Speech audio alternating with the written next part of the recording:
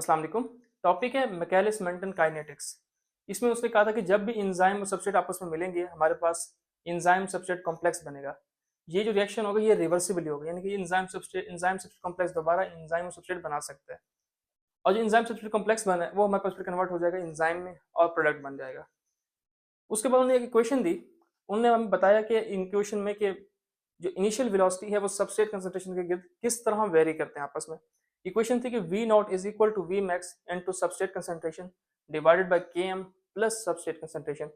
इसमें V naught जो है ये इनिशियल रिएक्शन वेलोसिटी है, जो वी मैक्स है ये मैक्सिमम वेलोसिटी है, जो सबस्ट्रेट है एस है ये सबस्ट्रेट कंसंट्रेशन है, जो के एम है ये मैकेलिस इक्वेशन का जो है कांस्टेंट है।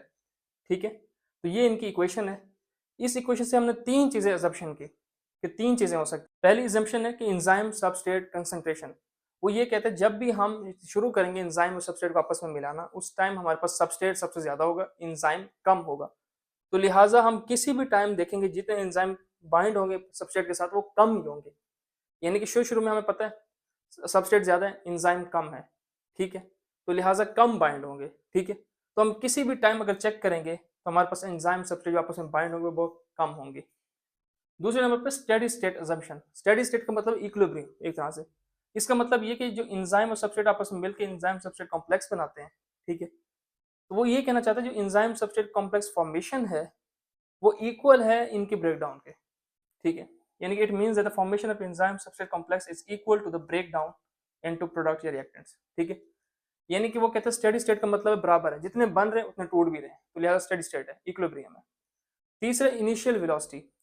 वो कहते हैं जब भी हम एंजाइम और सबस्ट्रेट को आपस में मिक्स करेंगे इनिशियल वेलोसिटी हमेशा शुरू में कम ही होगी। देखिए जब एंजाइम और सबस्ट्रेट हमने मिक्स किया था उस टाइम हमारे पास इनिशियल वेलोसिटी कम ही थी। तो तीसरा हमने ये इससे अजम्पशन लगा ली। पहली थी एंजाइम सबस्ट्रेट कॉम्प्लेक्स कंसंट्रेशन, दूसरी थी स्टेडी स्टेट अजम्पशन, तीसरे नंबर पर था इनिशियल वेलोसिटी।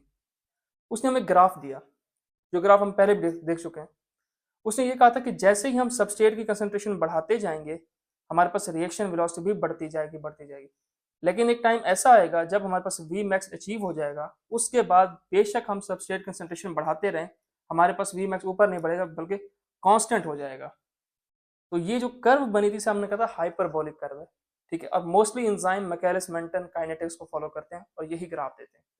तो ये ग्राफ हमें ये बता रहा है जैसे ही आप सबस्ट्रेट कंसंट्रेशन बढ़ाना शुरू करेंगे रिएक्शन वेलोसिटी बढ़ेगी, लेकिन एक टाइम ऐसा आएगा जब मजीद हमारे पास अगर सबस्ट्रेट बढ़ा लें लेकिन वेलोसिटी नहीं बढ़ेगी क्योंकि वी मैक्स अचीव हो चुका, उस टाइम वो कांस्टेंट हो जाएगा। एक टर्म है के एम। यहाँ पे हमने कहा था के एम जो है वो मैकेलिस कांस्टेंट है, लेकिन इसकी डेफिनेशन हम एक और तरह से भी कर सकते हैं। मैकेलिस इक्वेशन के एम यानी कि जो कांस्टेंट है इसको हम इस तरह डिफाइन कर सकते हैं कि वो सबस्ट्रेट की कंसंट्रेशन जिस पे हमारे पास वी मैक्स का हाफ हमें मिल जाए उसे हम कहते हैं के एम। तो K M it is a numerical value at which substrate concentration is half of the V max. यानी कि सबस्ट्रेट की वो कंसंट्रेशन जिस पे हमें वी मैक्स का यानी कि मैक्सिमम वेलोसिटी का हाफ मिल जाए उसे हम कहते हैं के एम। तो ये सबस्ट्रेट कंसंट्रेशन थी, ये मैक्सिमम वेलोसिटी, इसका मैक्सिमम का हाफ ये बनेगा। तो अगर हम ग्राफ इस तरह ड्रॉ करें तो हमारे पास के एम इतना हमें जो एरिया मिला ये सारा सारा के एम है। ठीक है, अब small K M large K M. अब ये देखिए दो एंजाइम, एक एंजाइम 1 एक एंजाइम 2 है। एंजाइम 1 की आप देख रहे हैं हमारे पास के एम थोड़ी कम है, एंजाइम 2 की के एम ज्यादा है। ठीक है, तो स्मॉल के एम और लार्ज के एम से मतलब क्या।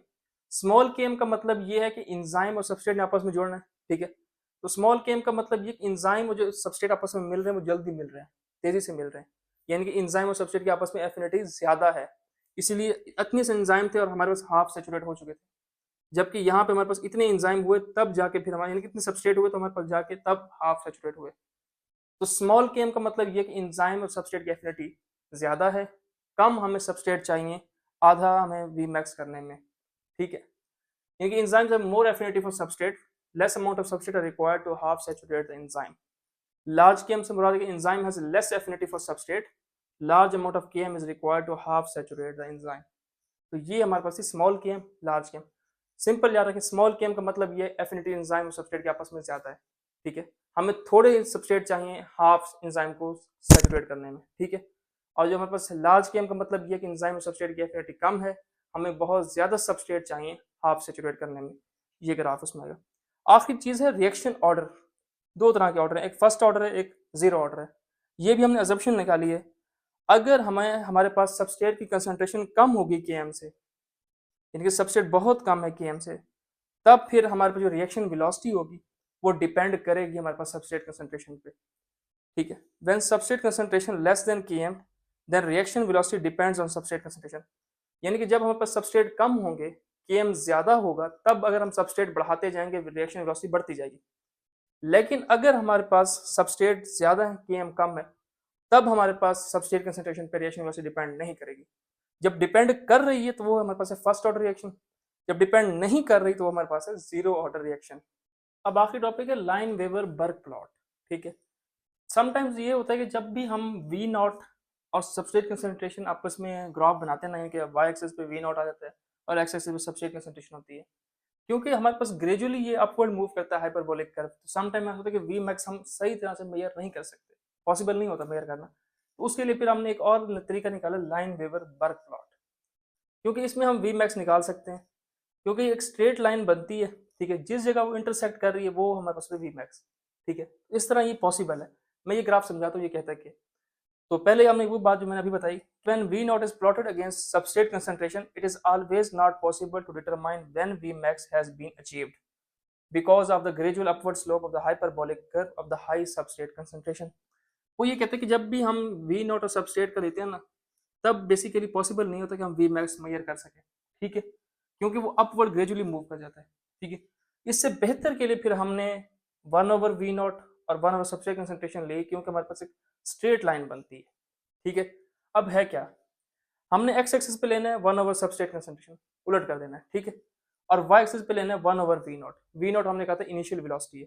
ठीक है, अब वाई एक्सिस पे जहां पे हमारे पास वो जो सीधी हम कहते हैं लाइन है वो इंटरसेक्ट कर रही है, वो हमारे पास होगा 1/V max। और वो पीछे जाके हमारे पास जहां एक्स एक्सिस पे जाके टच होगी वो हमारे पास होगी 1/Km, लेकिन नेगेटिव। ठीक है, क्योंकि वो जीरो से इस साइड पे है।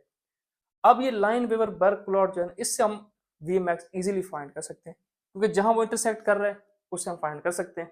ठीक है, और Km भी हम निकाल सकते हैं। लाइन वेवर बर्क प्लॉट हमें काफी मदद करेगा इनहिबिटर से बचने में। अगर ये Km जो है ये जीरो के बिल्कुल करीब होगा तो हम कहेंगे Km इंक्रीज हो रहा है, क्योंकि नेगेटिव से पॉजिटिव आ रहा है। अगर ये जीरो से ऊपर जा रहा है, इसका मतलब है हमारे पास वी मैक्स डिक्रीज हो रहा है। ठीक है, तो ये था हमारे पास लाइन वेवर बर्क प्लॉट।